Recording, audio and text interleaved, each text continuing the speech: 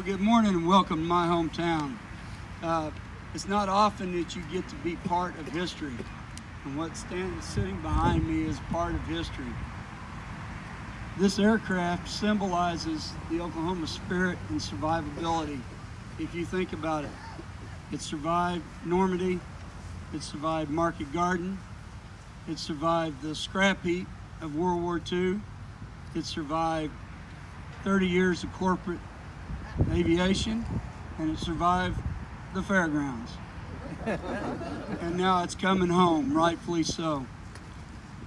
I want to thank each of you for being here today, and none of this would have come to fruition had it been not for the tenacious efforts of a lot of people. One in particular, a mentor and a friend of mine who once he gets a hold of a project, he's a bulldog. And with no further ado, and a politician with laryngitis, I want to introduce you to Gary Banz.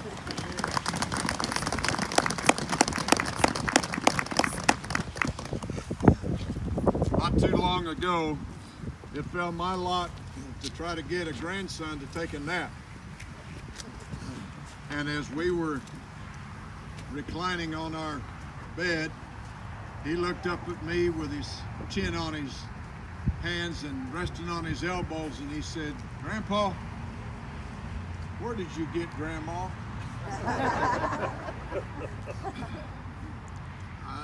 How do you answer a question like that? You know, she was on the discount rack at Walmart. There are a lot of questions that just don't have good, simple, quick answers. And all the years that I spent at 23rd and Lincoln representing this portion of Midwest City, I got a lot of questions. Most of them started with why? Why did you vote that way? But probably the two most important questions that I got during that period of time were a little different. One started with what? A constituent had contacted me and said, "What is Oklahoma doing about its World War II veterans?" Which led to Oklahoma honor flights. We don't have time to go into what happened over that 7-year period. The second question came from Kevin Sullivan,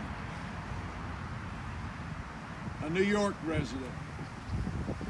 And basically, his question to me is, would you be willing to be boots on the ground in Oklahoma City to validate what we think to be true about an airplane that we think is on display at the Oklahoma State Fairgrounds?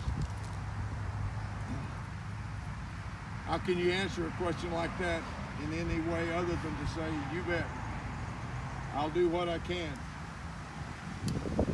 Having no idea really where to begin.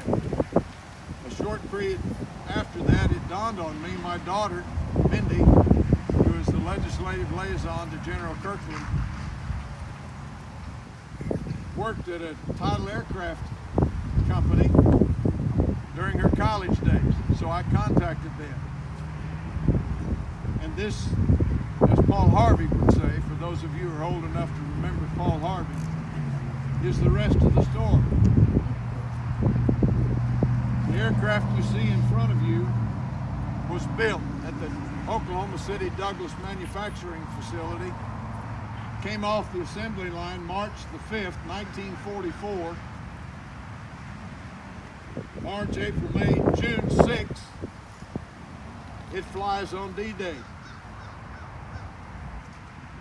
It had numerous other missions. In 1946, after the war, it was sold as war surplus material, bought by a man by the name of W.D. Parker with Phillips Petroleum, Bartlesville.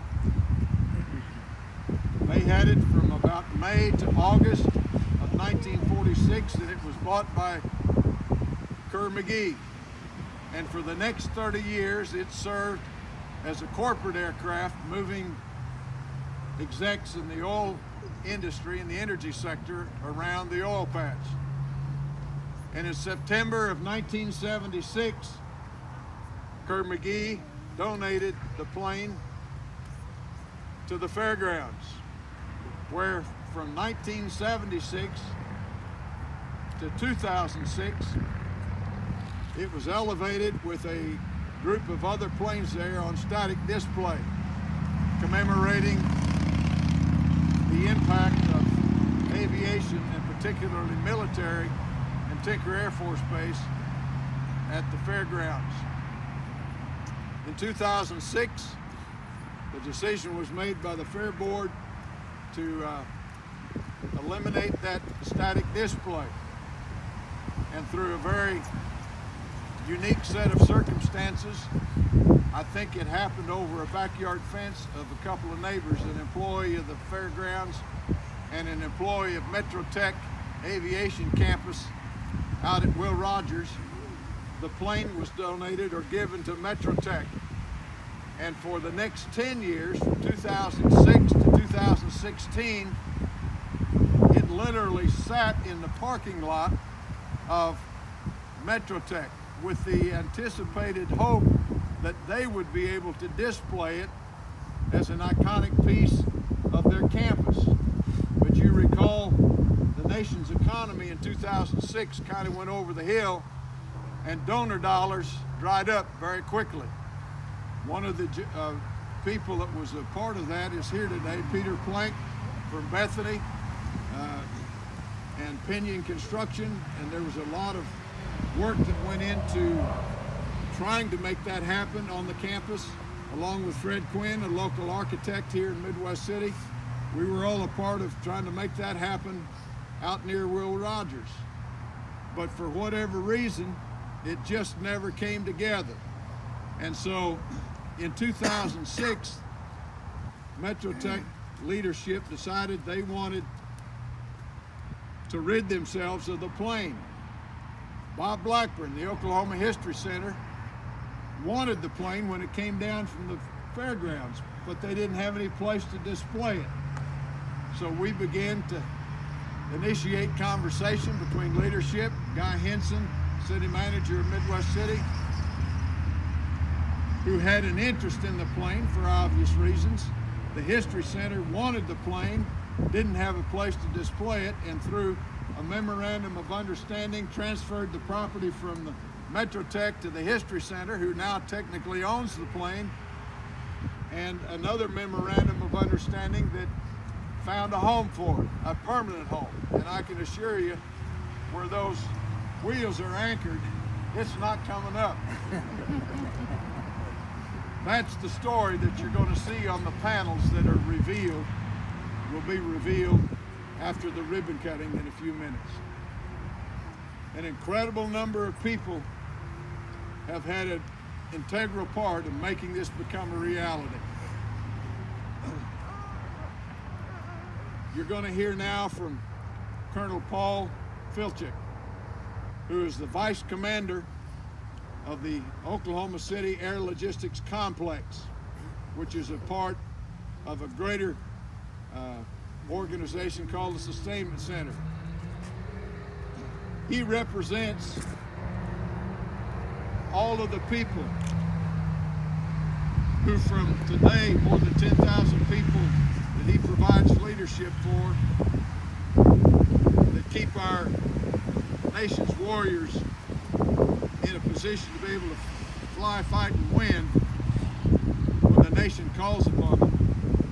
He represents all of those blue suiters and civilian folks back to the inception of Tinker Air Force Base.